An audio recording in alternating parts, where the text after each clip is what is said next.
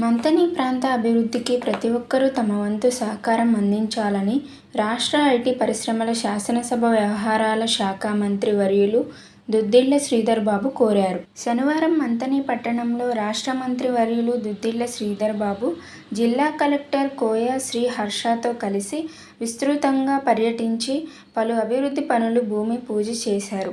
ఈ సందర్భంగా మంత్రి శ్రీధర్ బాబు మాట్లాడుతూ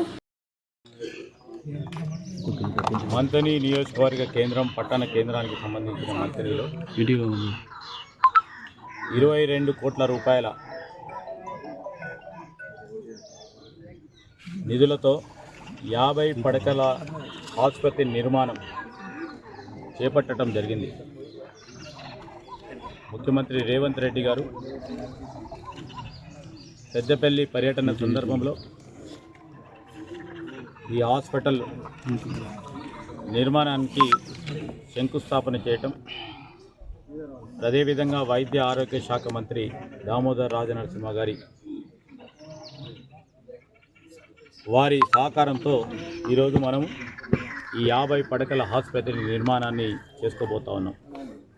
పనులు నడుస్తూ ఉన్నాయి. 1 సంవత్సర కాలంలోపునే పూర్తి స్థాయిలో ఈ హాస్పిటల్ అంతా కూడా ప్రజలకు ఉపయోగపడే విధంగా అన్ని అంగుళాలతో మరి చాలా సంవత్సరాల నుంచి పెండింగ్లో ఉన్న ఈ హాస్పిటల్ నిర్మాణ కార్యక్రమాలు మేము చేపడతా ఉన్నాం.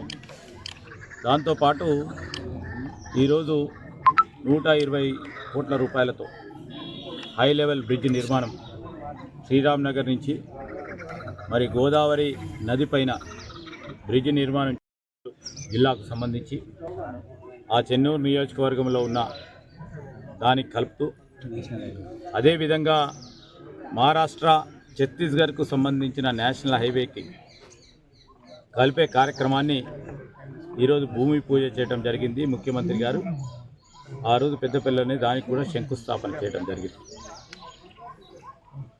రోడ్డు భవనాల శాఖ మంత్రి గారు కోమటిరెడ్డి వెంకటరెడ్డి గారి సహకారంతో 120 కోట్ల రూపాయలతో పాటు ఈరోజు అన్ని అంగుళాలతో 4 లేన్ రోడ్డు టౌన్కు కలపాలే బ్రిడ్జ్ నిర్మాణానికి ఉపయోగపడే విధంగా నేషనల్ హైవేకి మనము కనెక్ట్ చేస్తూ ఉన్న సందర్భంలో 160 కోట్ల రూపాయలతో దాన్ని కూడా భూమి పూజ చేసుకోవటం జరిగింది. ప్రధానమైన ఇన్ఫ్రాస్ట్రక్చర్ డెవలప్మెంట్ చేయాలని, ఈ డెవలప్మెంట్లో అందరూ కూడా ప్రజలందరూ కూడా సహకరించాలని నేను ఇక్కడున్న మేధావులను, పెద్దలని, సీనియర్ సిటిజన్స్ని, ఇలాంటి జర్నలిస్ట్ సోదరులని అందరినీ కూడా కోరుతా ఉన్నాం. ఈ ప్రాంతానికి ఇంకా అనేక అభివృద్ధి కార్యక్రమాలు చేయాలని తలంపుతో ఉన్నాం. ఆ కార్యాచరణ భాగంలో మీ సలహా సూచనలు కూడా తీసుకొని ఫీజిబిలిటీ ఉంటే తప్పకుండా దాని పరంగా నా వరకు ప్రయత్నం చేస్తాం.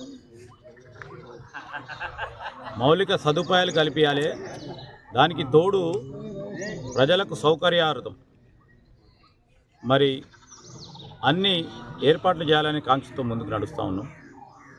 ఆ కాంగ్రెస్ పార్టీ ప్రభుత్వం వచ్చిన తర్వాత ఈ జిల్లా, ప్రత్యేకంగా ఈ నియోజకవర్గం ఎన్నికైన తర్వాత 10 సంవత్సరాల తర్వాత తెలంగాణ రాష్ట్రం ఏర్పడ్డ తర్వాత అభివృద్ధిని పెద్ద ఎత్తున చూడాలని కాంక్షిస్తా ఉన్నాము. ప్రజలకి మొదటి అడుగులు వేసినాం. ఇంకా అనేక అభివృద్ధి కార్యక్రమాలు చేసేది ఉంది. మరి ఆ భగవంతుని ఆశీస్సులతో, మా నియోజకవర్గ ప్రజలందరి ఆశీస్సులతో, మా నాన్నగారి ఆశీస్సులతో తప్పకుండా ఒక పాజిటివ్ దృక్పథంతో కార్యాచరణ తీసుకొని ముందుకెళ్తాం. అందరూ కూడా సహకరించమని నేను కోరుతా ఉన్నాను. సహకారం అందియకుంటే కనీసం ప్రజలను దృష్టిలో పెట్టుకొని ముందుకు నడిచే ప్రయత్నం చేయండి. ప్రజలకు సౌకర్యం కల్పించే కార్యక్రమానికి ఎవరైనా అవరోధం గెలిస్తే చట్టం తన పని చేసుకోబోతుంటుంది. రూల్స్ ఉంటాయి, రెగ్యులేషన్స్ ఉంటాయి.